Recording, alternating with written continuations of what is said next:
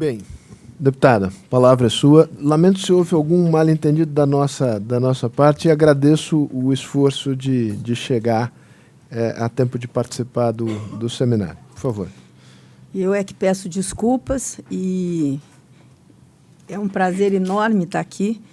Não é um assunto que é a minha especialidade, mas é um assunto que eu convivo com ele no dia a dia, nas angústias dos produtores rurais e hoje com as angústias que a gente tem lá no Congresso, quando a gente tem que defender o produtor rural, né, que é, infelizmente, tão mal visto pela sociedade, e hoje nós temos dados aí mostrando que ele é o grande protetor do meio ambiente brasileiro. É claro que existem exceções em todas as categorias, em todas as classes, mas, de maneira geral, a gente vê, né, uma má vontade enorme com o produtor rural brasileiro. E eu aqui quero enfatizar o belíssimo trabalho que a ministra Isabela fez quando, à frente do Ministério, tive algumas reuniões com ela e avançamos muito. Infelizmente, hoje, a gente tem tido problemas com o Ministério do Meio Ambiente, porque as coisas não estão andando como nós gostaríamos que andasse. Nós temos sofrido aí alguns retrocessos, mas muito mais por conta do Ministério Público Federal, que hoje quer legislar em todas as áreas. E, infelizmente, vem prejudicando muito o desenvolvimento pela incompreensão, às vezes, de todo o esforço que se teve no passado, quando foi construído o Código Florestal, né, que demorou muitos anos, e foi o que foi possível, e eu acho que do que saiu lá foi muito bom, foi um grande avanço para o país. Eu acho que ninguém no mundo tem, tenho certeza que ninguém no mundo tem regras definidas como nós conseguimos fazer com o Código Florestal, e agora precisamos regulamentar dentro dos estados, dos municípios, enfim, num país como o nosso, continental, com as diversidades que nós temos, mas eu acho que o avanço foi muito grande. Então, a minha preocupação hoje como parlamentar, ministra Isabela, Rodrigo, enfim, amigos aqui presentes, a todos que estão nos ouvindo, os retrocessos que nós podemos ter por conta de uma incompreensão e, às vezes, de um viés ideológico, né? E hoje, o que eu me pego, às vezes, lá na Câmara fazendo, tendo que defender o produtor rural, que é incompreendido. Muitas vezes, nós somos taxados como os vilões do Brasil, quando esse setor carrega o Brasil. E no meio ambiente não é diferente. Se ele não conseguir proteger o meio ambiente, o grande prejudicado será ele. A gente tem visto isso. Então, hoje a consciência é muito maior. Nós tivemos no passado leis que incentivavam a abertura de fronteiras num país como o nosso. Nós precisamos colonizar, avançar, e depois, quando isso... nós ainda temos muito por fazer, mas quando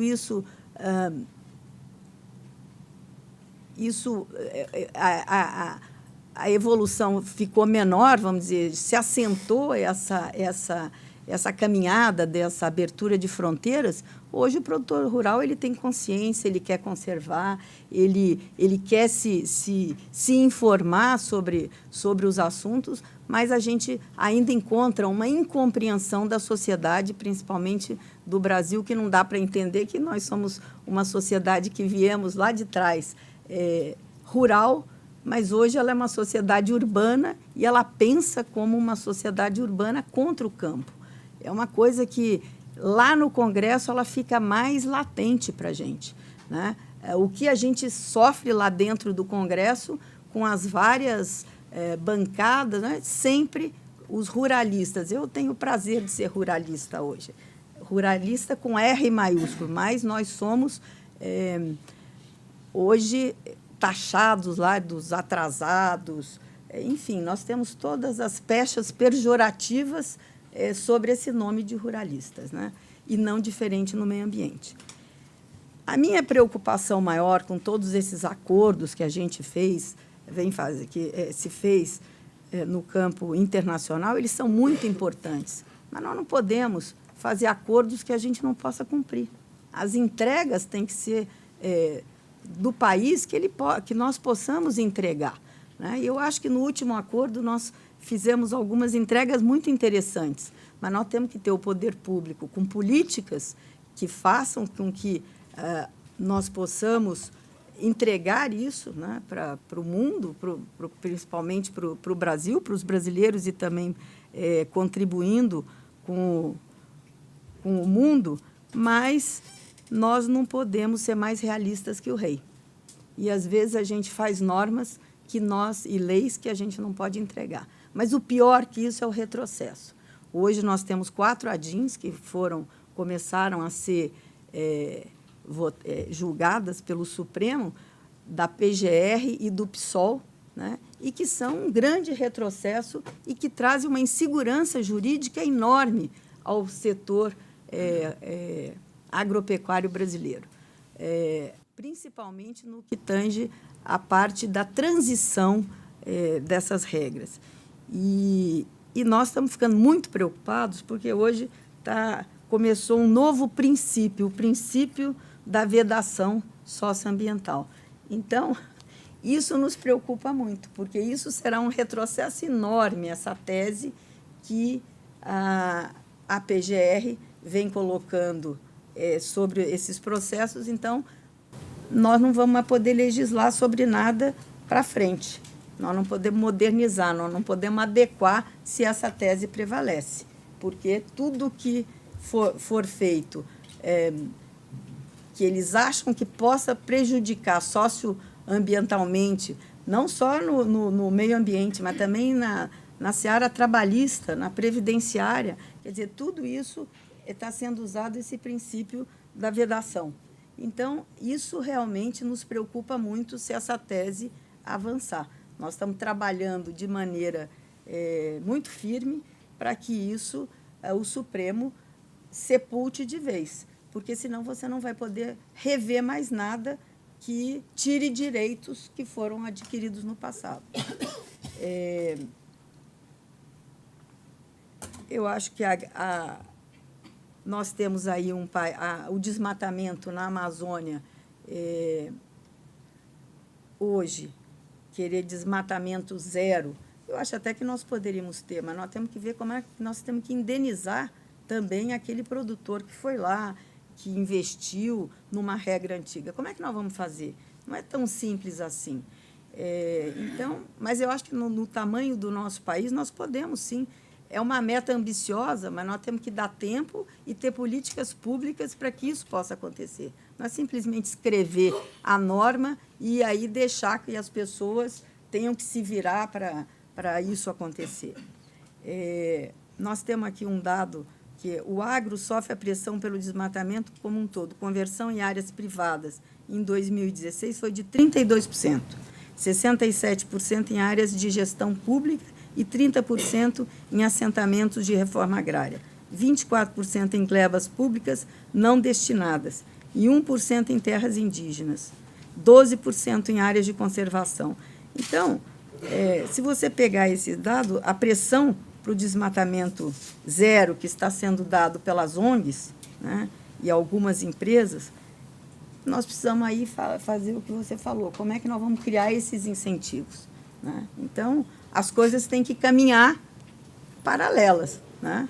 Não adianta você ter uma linha e a outra ficar para trás. Então, é isso que nós precisamos reivindicar, trabalhar para que as coisas caminhem de maneira justa, né? Conjuntas e justas.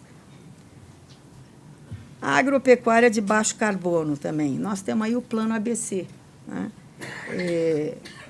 Nós precisamos de uma política de Estado para a recuperação de pastagem no país, né?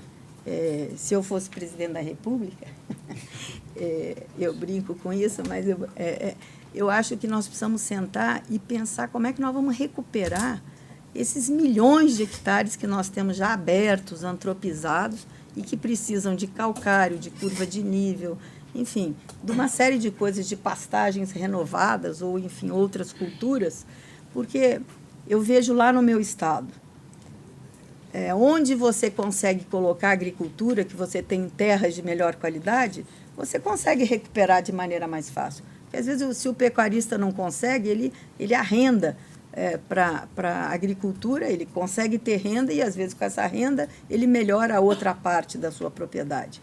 Porque, agora, o grande problema é onde você não tem muita opção, né? Ou são opções mais caras de investimento e reinversão de valor, de empréstimo, de valores maiores e que, às vezes, ele não tem como fazer, né? A floresta no Mato Grosso do Sul, eu vou dar os exemplos que eu conheço de perto. A floresta lá. Mato Grosso do Sul tinha 1 milhão. Nós pensamos que a floresta, até 2030, chegaria a 1 milhão de hectares. Nós fizemos um plano, naquela época, há 10 anos atrás, prevendo uma expansão das florestas plantadas de 1 milhão de hectares até 2030. Isso aconteceu antes. Aconteceu hoje, 2017, nós já temos 1 milhão de hectares no Mato Grosso do Sul de florestas plantadas. Então, as coisas no Brasil, se você incentiva, se você estimula, elas andam muito mais rápido do que, às vezes, a gente pensa. Agora, como é que nós vamos fazer a recuperação dessas áreas que nós temos aí no Cerrado? Milhões de hectares, eu não sei dizer, eu já ouvi 9 milhões, 12 milhões, 30 milhões no Cerrado, no bioma Cerrado como um todo. Como é que nós vamos fazer? Se nós não tivermos uma política de Estado para resolver esse problema, nós vamos andar muito lentamente. Então, de novo, os incentivos seriam muito importantes. E com esses 9 milhões ou 30 milhões de hectares de recuperação, eu acho que nós não precisaríamos realmente desmatar mais nada, né? Porque a agricultura, ela vem se verticalizando. Há 30 anos atrás, se colhia 40 sacas de soja por hectare. Era uma média boa. Hoje estão colhendo 70 sacas de soja. A cana-de-açúcar, o que tem melhorado, o que ela tem trazido de benefício para onde ela se implanta, a pecuária moderna. Enfim, eu acho que o Brasil agro é um Brasil que tem dado muito certo. Nós precisamos o quê? De previsibilidade, de segurança jurídica e não retrocesso às boas leis que foram criadas nesse país. Eu acho que o CAR é uma ferramenta espetacular, ministra, que agora que nós estamos podendo utilizá-lo melhor. Eu tenho visto aí os estudos do professor Evaristo, que vem mostrando, vem escrevendo até artigos muito interessantes, mostrando o que nós temos, o que nós podemos fazer com essa grande ferramenta e poder evoluir. Mas, para isso, eu acho que nós estamos precisando de uma concertação nesse país. Nós precisamos sentar o judiciário, o executivo e o legislativo e nos entendermos para que a iniciativa privada possa tomar as suas decisões de maneira séria, de maneira planejada, porque acontece. Esse exemplo que eu dei aí do Mato Grosso do Sul, do eucalipto, da floresta plantada, aconteceu, porque houve o mínimo de organização. Então, a resposta é rápida. Dinheiro no mundo tem sobrando. O que nós precisamos é de segurança jurídica, segurança jurídica, segurança jurídica e obedecer às leis já feitas, não ter esse retrocesso que hoje é um pânico que nós temos hoje no setor agropecuário, do que vai acontecer, se as pessoas vão voltar para a ilegalidade quando elas achavam que já estavam legais. Era isso que eu tinha para dizer. Estou à disposição aqui. Muito obrigado, Muito obrigado em poder participar dessa plateia tão seleta e com